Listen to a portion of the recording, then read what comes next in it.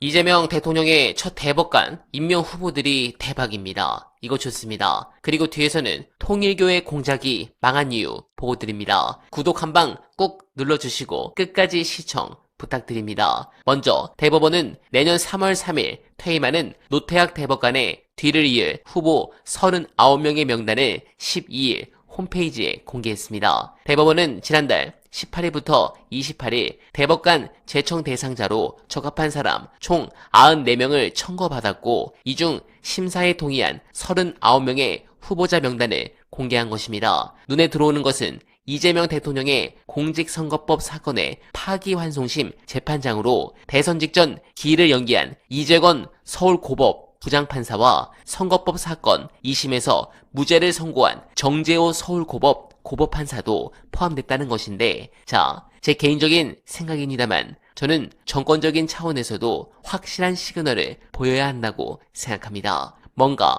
보상이란 부분은 그렇지만 특히 2심에서 무죄를 선고한 정재호 판사의 경우 이분은 나라를 살린 분입니다. 대법관 충분히 하실 만한 분이죠. 그리고 차후에 이진관 판사도 그렇습니다. 저는 확실한 보상이 있었으면 하는데 그와 더불어 조이대 참교육도 당연하게 같이 진행해야 합니다. 관련해 이번 주 사법개혁에 대해서 가장 많은 조회수를 기록한 분석 끝까지 봐주시고 여러분들의 생각 댓글로 부탁드립니다.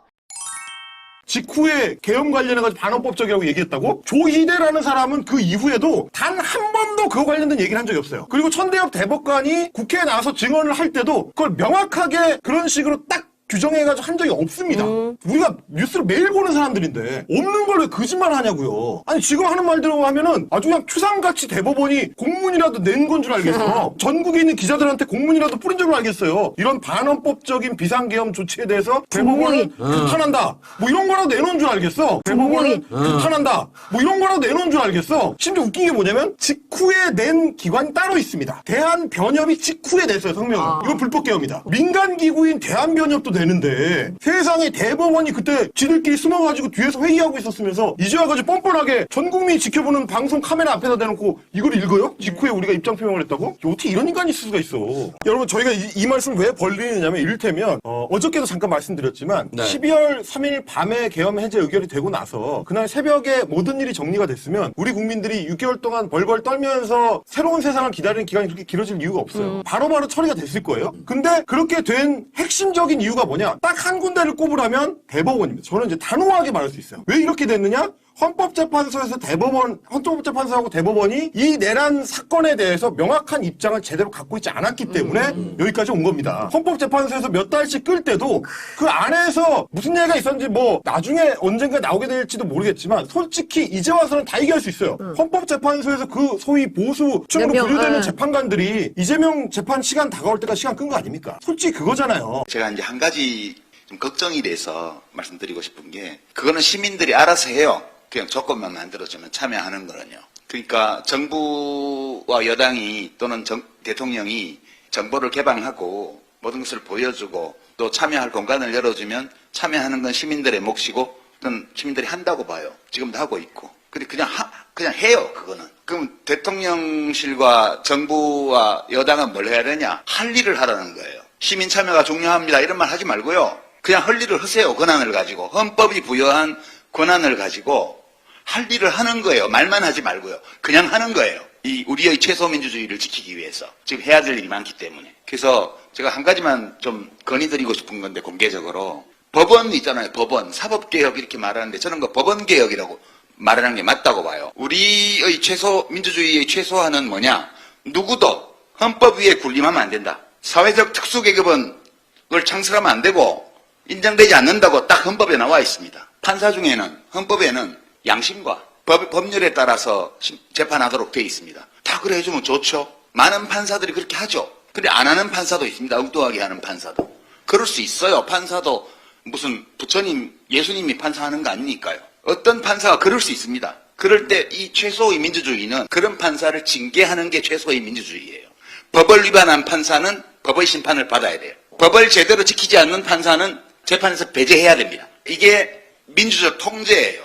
그 절차가 있어야 되고 절차를 찾아야 되고 있는 절차를 활용해서 집행해야 돼요. 저는 그런 판사들은 국회밖에 지금 어떻게 할 수 없기 때문에 탄핵해야 된다고 보고요. 그걸 안 하기 때문에 나라가 이 모양이라고 저는 생각합니다. 우리의 민주주의는 기본적으로 어떤 공직자에게도 그 공직 수행을 할 때 자신의 자의로 할 수 있도록 허용하면 안 돼요. 대통령부터 시작해서 누구든. 헌법에도 법률에 따라서 하도록 돼 있습니다. 근데 지금 우리의 법원은 특수계급이에요. 판사들은. 헌법 위에 군림하고 있고요. 자기들이 특수계급임을 알고 있고요. 그걸 내세우고 있고요. 특수계급으로서 누리는 특권에 대해서 민주적 통제를 하려고 들면 헌법에 있지도 않는 조항을 들어가지고 그걸 배격하는 식으로 지금 하고 있습니다. 한 예예요, 한 예. 그러니까 그 어느 집단도, 그 어느 개인도 헌법과 법률 위에 군림하면서 법을 어기면서 자기의 권한을 행사하면 안 된다는 게 민주주의의 최소 요구입니다. 저는 이런 일들이 여전히 사회의 많은 영역에 걸쳐 있다고 보기 때문에 우리의 민주주의를 지속 가능하게 만들기 위해서는 어느 사회의 영역에도 이게 남아있으면 안 된다. 그런 점에서 이거는 적폐청산이라는 말과는 어울리지 않고요. 우리 민주주의의 기본을 튼튼하게 하기 위한 제도적 개선, 그리고 부족하지만 제도가 있을 때에는 권한을 가진 사람들이 그 권한을 행사해서 이것을 바로 잡아야 된다고 저는 생각해요.